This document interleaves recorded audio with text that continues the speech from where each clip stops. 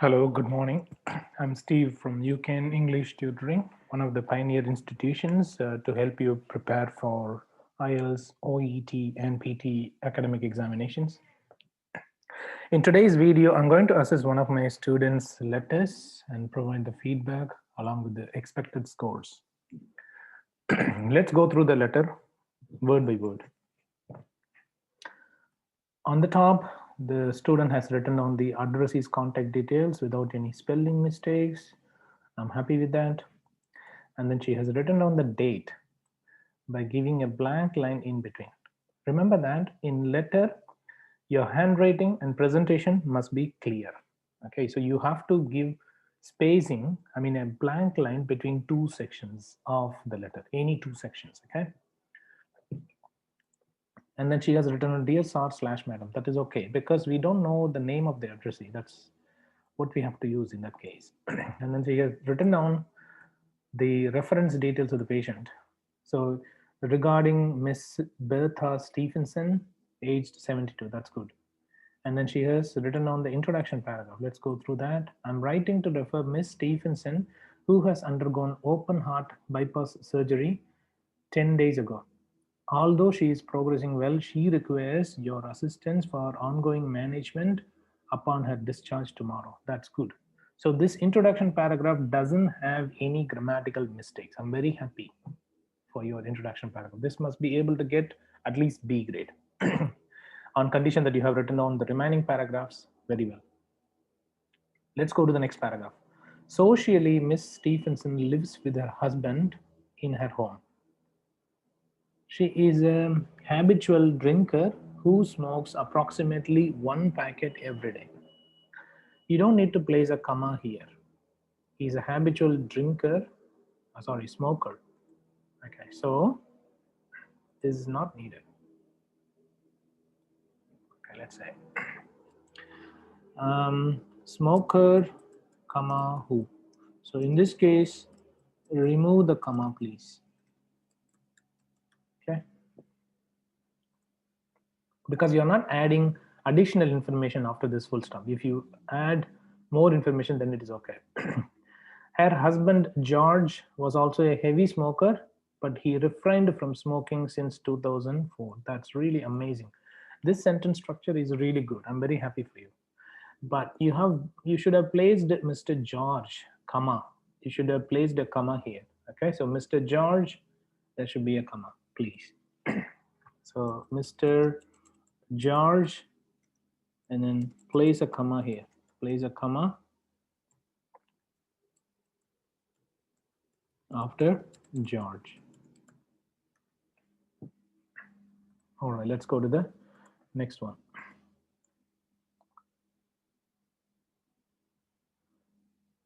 Okay, in terms of Miss Stephenson's medical background, she has been experiencing chronic obstructive airway disease for the last 10 years. That is amazing. I'm very happy with the way you have organized, this sentence.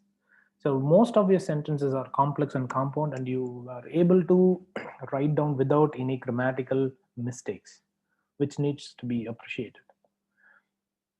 All right, let's go to the next page.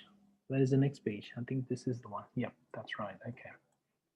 Also, she has had angina 3 years ago. Respectively, she has undergone an angiogram. No, this is wrong. Why did you use respectively here? It's not needed because you didn't mention, these two conditions in one sentence itself. You have written down separately. So you don't need to mention this respectively. So you can say she has had angina 3 years ago, respectively. So what you could have done is that instead of writing these three things, in these two things in two different sentences, you could have combined them in one sentence itself. Do you know what I mean? Angina and chronic obstructive airway disease could have been included in one sentence itself. She has undergone, respectively, she has undergone. There must be a full stop here. So 3 years ago, comma, respectively. So respectively needs to be removed. Respectively, remove this, please.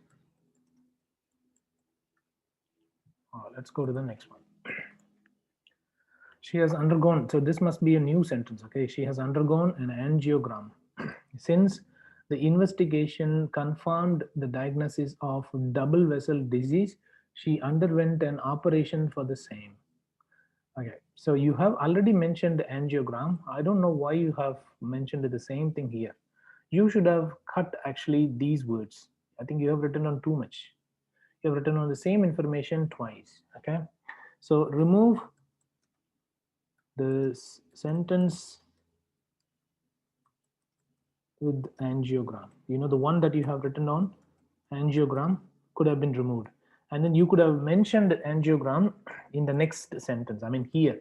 So you remove this whole sentence, all right, and then you write down it here maybe. So she has undergone angiogram for the same. Okay, post-operatively. Post-operatively is not two words. No, I'm sorry about that. Post-operatively is not two words. You need to place a comma after that as well. Anyway, so post-operatively has a syllable, has an hyphen in between. Okay, so it's going to be like this: post-operatively. All right, it's one word only. So do not write down two words, please.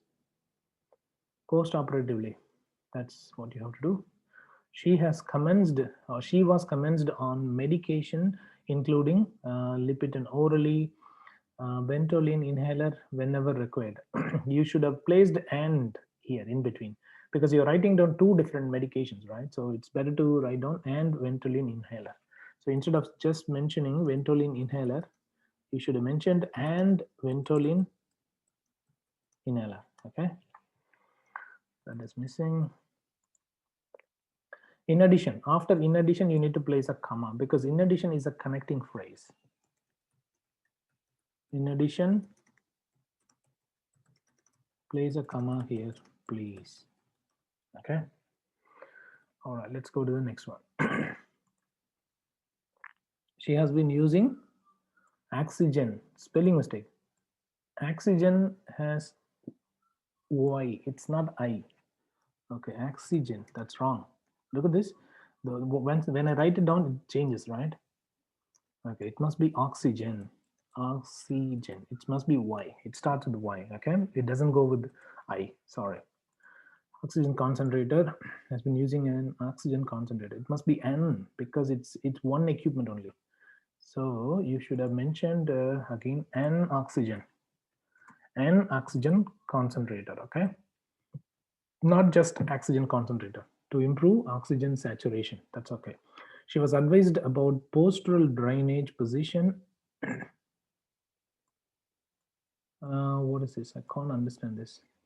Parsed lip breathing techniques and lease smoking consumption. No. There's no lease and cease. Oh, cease. Okay, yeah. So it sounds like cease. Okay, and cease smoking consumption. Cease. Okay, cease smoking. You don't need to use consumption. I mean, don't add some words unnecessarily which do not add any value to your writing. Okay, so she has been advised about postal drainage position. Okay, past lifting and cease smoking. Okay, that's all right.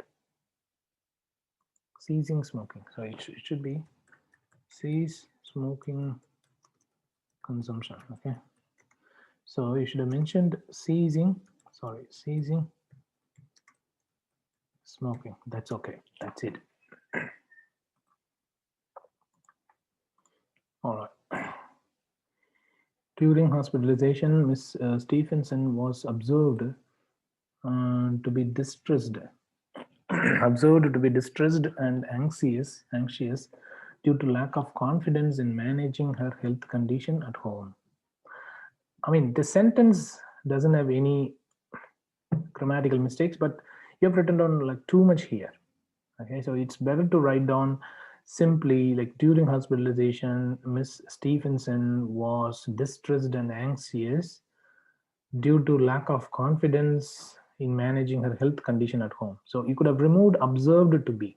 Okay, was observed to be. She was distressed. Okay, that's okay. You don't need to use observed to be. I mean, there's no grammar mistake, but you shouldn't write down so many words, because I think your letter has gone beyond 220 words, which is not good. Okay, so that's what I would like to advise you. Okay, so observed to be can be removed. Remove this, please. I'm happy that you have been using passive voice structures, but it is really important that you also reduce the words. Okay, a renal portable oxygen concentrator will be issued upon her discharge. Okay, um, that's okay. That's all right. There's no spelling mistake. That's fine. After Miss Stephenson's discharge, could you please arrange an appointment with the council social worker? Remember that for all the people, the occupations, you have to use an article before that if it is a singular noun. So with council social worker, no, that's wrong. It's actually with a with a council social worker. That's the correct answer. Okay. In order to help her in household chores and activities of daily living. That's good, but in order is wrong. Here you have written on in order help. That's wrong. You have to say in order to. Otherwise, do not add the words unnecessarily. Okay, so in order can be, that is again an issue. I mean, you should have written on in order to. That's the correct one. But what you could have done is that you could have reduced the number of words. Okay, you could have just mentioned to help her. That's it. You don't need to mention in order to help her in household activities. Okay, you can simply mention, okay, could you please arrange an appointment with with council social worker to help her in household chores and activities of daily living. Could you also encourage her to use nicotine nicotine patches instead of cigarettes? Okay, unfortunately, there's a spelling mistake here. Cigarettes. Okay, let me write it down. Let me write down the correct spelling for you. Okay, in this case, cigarettes. What you have written on? It's you have written on CIGARRETS, isn't it? But it has got two T and then E. Okay, so it's the correct spelling is going to be cigarettes. That's the one. Okay, so it's actually single R and then double T. It's not double R single T. It's single R and double T, and then there is E as well after that. Okay, that's what you have to do. So that's the correct spelling. Monitoring her with the oxygen portable machine is no, or monitoring, no, it's wrong. You can mention monitoring the function of oxygen portable machine or monitoring his oxygen intake or something. That could have been much better. Okay, monitoring her with the oxygen portable machine is vital. That is wrong. That's wrong. So monitoring her with, that's all right. You can use just her. Monitoring her portable oxygen concentrator is vital. Okay, that's good. Let's go to the next one. What's the final? Okay, thank you for agreeing to provide. Look at this. There's a spelling mistake. It's not to agree, 2G. It's actually, if you write down 2G, that is wrong. Look at this. It's changing, isn't it? It's not 2G. It's actually only 1G. Look at this. 1G and double R. Sorry, double E. Okay.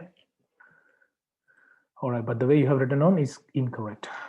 Thank you for agreeing to provide further care to Miss Stephenson. That's much better. The sentence structure is good, but it's all about the spelling mistakes. Should you have any questions, please do not hesitate to contact me. Yours sincerely, the registered nurse. Okay. Let me go through your assessment now. Okay, so what you have done is, one, grammar is an area of improvement. Grammar is an area of improvement because you have committed lots of grammatical mistakes. Spelling is another concerned area. Another concerned area. You can't commit spelling mistakes, please. Don't do that. Use of articles, prepositions, punctuation marks,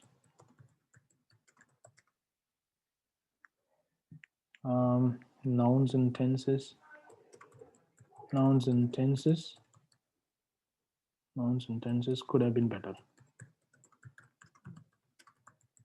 Please watch my video where I have described, the use of articles, prepositions, and punctuation marks. You should be able to find them out.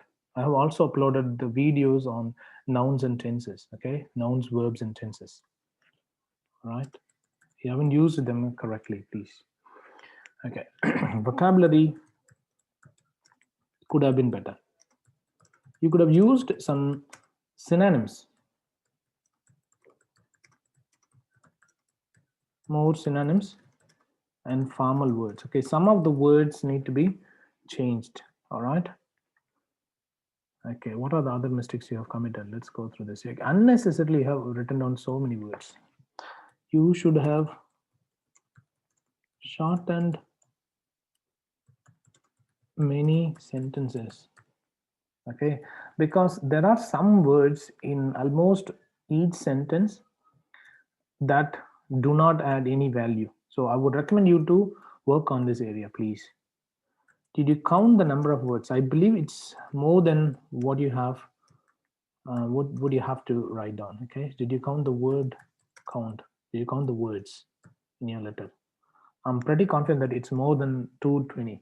So if you included any important information after 220 words, they will not be taken into account for assessment. Remember that we should not provide unnecessary words. We should write a crispy and accurate letter instead of writing down a lengthy or the one that's not well organized at all. It's not good. Okay. All right. Let's go to the presentation feature. Presentation is good. I'm very happy about your presentation. So you're able to present all the case notes and sentences. You are able to expand. Okay, you have expanded. Expansion of